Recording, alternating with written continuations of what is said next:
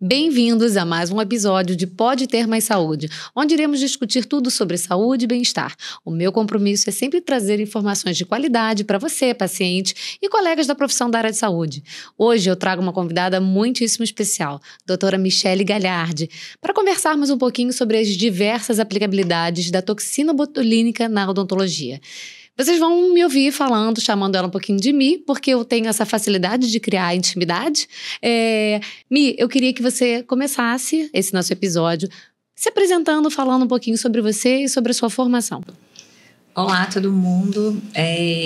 Eu sou especialista, mestre e agora doutoranda em harmonização facial. E eu me encantei por essa área. E eu vim falar um pouco da toxina, além da estética, né? Porque muita gente acha que a toxina é só para tratar rugas e não é verdade. A gente tem uma finalidade terapêutica e a gente vai abordar esse tema de forma simples, clara e com muita ciência. Então vamos aproveitar e vamos falar ainda de maneira rasa, tá? Vocês têm que segurar um pouquinho para chegar no final, para pegarem todo o conteúdo que a Michele tem para contar pra gente, mas de maneira mais superficial, mais de inicial mesmo. Quais são as aplicabilidades da toxina botulínica na odontologia? Então, como terapêutica, né, a gente pode aplicar no bruxismo, a gente pode aplicar para cefaleia tensional, a gente pode aplicar para celorreia, para espasmo, né, muscular involuntário e disfunções temporomandibulares quando o componente é muscular. Explica um pouquinho como fisiologicamente a toxina botulínica ela age, ela atua no tratamento da cefaleia. Então, na cefaleia, a toxina, ela atua inibindo os neurotransmissores da dor e da inflamação, substância P, glutamato. Então, quando ela impede a ligação desses neurotransmissores nos receptores da terminação nervosa, a gente tem uma diminuição dessa sensibilização. Então, você tem uma diminuição da dor. Vocês entenderam? Foi profundo, mas foi muito bem explicado. Você entende a toxina botulínica como paliativo no tratamento do bruxismo ou como uma solução, como ali um fator, não principal, mas dentre os principais para o tratamento do bruxismo?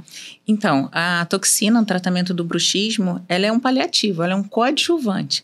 Na verdade, a gente tem que entender que o bruxismo, ele é multifatorial, então ele envolve fatores, como fatores sociais, ansiedade, estresse, a raiva, fatores alimentares, né? Muitas vezes a cafeína, o álcool excessivo e outros fatores comportamentais. Então, o tratamento é multifatorial. Então, envolve placa de bruxismo, fisioterapia, uso de medicamentos. Então, a toxina ela vai entrar quando toda essa terapia, esse protocolo não está dando certo. Então, assim, você está usando a placa miorelaxante, o paciente, junto com fisioterapia, junto com mudança de comportamento, medicação para estresse, e ainda assim o paciente está tendo episódio de bruxismo. Então, a toxina, ela entra para dar uma relaxar essa musculatura. Diminui a força, né? Eu normalmente tento explicar para os pacientes, né? Porque os pacientes têm essa visão da toxina botulínica estética, né? De paralisar músculo. Eu falo, gente, quem paralisa qualquer coisa é o botulismo, é a doença, e a gente não está fazendo doença em ninguém, né? Exatamente. A gente diminui o poder de contração muscular. Essa é uma ideia que eu tento deixar bem clara, assim, no consultório, que a gente vai diminuir a força, o paciente vai continuar mordendo, isso é uma coisa interessante, ele vai continuar apertando, ele vai continuar rangendo, exatamente, mas com uma força reduzida, porque a toxina botulínica ela vai atuar ali minimizando esse poder de contração muscular, né? E a gente está falando de músculos importantes. Na odontologia, a toxina botulínica, ela tem respaldo científico no tratamento já das DTMs? Sim, tem. Tanto DTM, quanto celorreia, quanto com bruxismo. Então, se você for pesquisar, tem várias revisões sistemáticas falando sobre esse assunto. Para quem não sabe o que é revisão sistemática, são artigos onde o autor ele pega toda a literatura a respeito daquele assunto, ele faz uma síntese, faz um resumo. Inclusive, a gente tem protocolos aprovados pela Anvisa para cefaleia tensional, por exemplo. Gente, isso não é experimental. Não é experimental. Né? Está super embasado cientificamente. Amém, graças a Deus. E a gente já tem tempo suficiente para embasar isso cientificamente, né? Quando a gente aborda muitas vezes um paciente no consultório falando dessa possibilidade, eles acham, alguns já até me questionaram, mas é isso mesmo? Isso já tem tempo que fazem isso? Isso está comprovado cientificamente? Já, gente, já tem respaldo científico e ajuda muito no tratamento. Mas existiriam alguns sinais clínicos que o paciente que está, né, com DTM, que ele poderia se beneficiar dessa aplicação da toxina botulínica? Então, quando a gente pensa, por exemplo, em DTM, a gente tem que avaliar se tem um componente muscular, né? Então, isso é super importante. Então, o tratamento de DTM, ele é complexo. Então, quando o fator é muscular, normalmente o paciente, ele relata um cansaço, né? Na musculatura, principalmente aqui no masseter, no temporal. Isso serve para o bruxismo também. Então, o paciente, ele acorda, tá tudo dolorido, minha musculatura está cansada. Quando a gente pensa, por exemplo, em cefaleia, a dor é localizada, principalmente aqui na área de temporal, nessa área aqui da glabela. Então, são sinais que a gente, junto da anamnese, do exame físico, a gente pode detectar e suspeitar.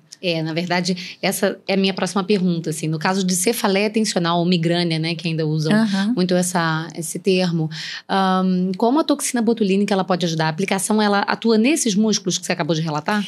Então, existe já um protocolo chamado PREEMPT, que é um protocolo para cefaleia tensional, e aí tem muitos músculos envolvidos, né, então a gente tem o frontal, a gente tem o prócero, o corrugador, masseter, temporal, occipital e o trapézio. Então, todos esses músculos envolvidos. Então, a gente faz uma anamnese do paciente, um exame físico, e a gente procura nódulos, né, que são pontos gatilhos, e é aplicado a toxina nesses lugares, são mais ou menos 31 pontos, e a gente aplica mais ou menos 5 unidades em cada ponto.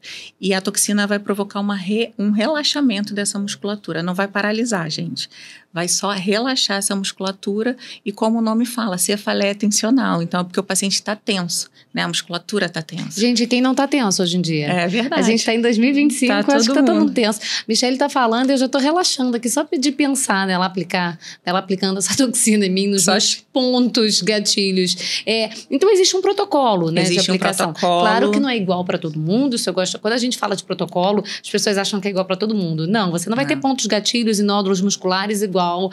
Eu não vou ter igual da Michele, exatamente, né? Então, existe um protocolo, né, de tratamento nesses casos. Eu queria que você falasse um pouquinho sobre isso. Você falou que 5 unidades em cada ponto, né? Mais ou menos 5 unidades. Só que é importante, cada paciente vai ter um ponto gatilho. Então, às vezes, tem paciente que tem mais no temporal, tem paciente que tem mais no trapézio. Então, a gente faz o exame físico, a gente palpa esses pontos, né, esses nódulos, e a gente aplica mais ou menos 5 unidades de toxina em cada ponto. Ai, gente, faz muita diferença. Faz muita diferença. Eu já fiz em mim. E faz muita diferença mesmo. Melhora a qualidade de vida do paciente. Melhora a qualidade de vida do paciente. Tem muito paciente que fala assim, mas eu vou ficar sem força para mastigar? Não tem nada a ver. A gente não tira a força muscular, a gente diminui apenas. A gente não, na verdade, a gente não atrapalha a função mastigatória do paciente, né? Função nenhuma outra função, né? Dessa aplicação, mas sem sombra de dúvida isso traz um relaxamento que eu já fiz, tá? Então, assim, realmente faz diferença na vida dos pacientes. Mas uma coisa que é importante a gente alertar para o paciente é o seguinte, principalmente quando a gente vai fazer a toxina em masseter para bruxismo, que vai haver uma mudança na estética, né?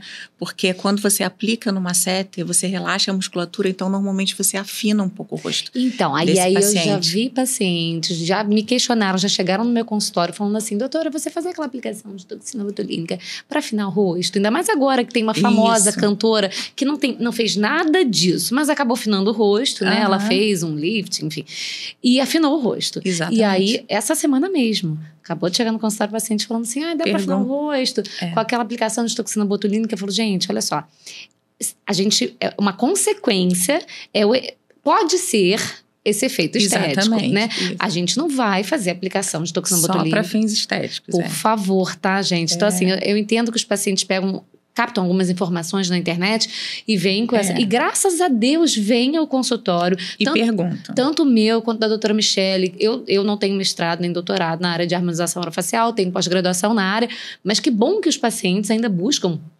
profissionais com know-how e com experiência e com capacitação científica e técnica para fazer essa pergunta. Porque eles podem chegar em qualquer lugar e fazer. Exatamente. A gente não vai aplicar toxina no masseter, no músculo, né, da mastigação para fins estéticos. Mas quando a gente aplica para fins terapêuticos, é importante a gente alertar o paciente que pode acontecer de afinar um pouco o rosto. Então, é importante que senão o paciente volta, nossa, mas meu rosto mudou, o que aconteceu? Então, é importante a gente alertar. O volume, né, gente, do masseter, ele se dá pelo volume muscular, né? Pela hipertrofia, Vamos lá, vamos pensar em quadríceps, né? Vamos falar de perninha, que a gente tanto batalha na academia. Na academia, é verdade. Vamos falar ou até de bíceps, vamos falar dos homens, vamos falar de bíceps. Quanto mais a gente contrai a musculatura de maneira voluntária na academia, maior volume ele vai ganhando. Exatamente. Então, quando a gente faz apertamento bruxismo, maior volume, não só o masseter, todos os outros músculos que a gente vai falar daqui a pouquinho, mas todos esses músculos que estão envolvidos nessa contração muscular, no apertamento e no ranger de dente, eles vão ficando mais volumosos. Quando você reduz, você relaxa eles. Quando você reduz essa atividade muscular desses músculos, eles vão afinar. Gente, não vão sumir e nem... Em alguns casos, isso pode acontecer.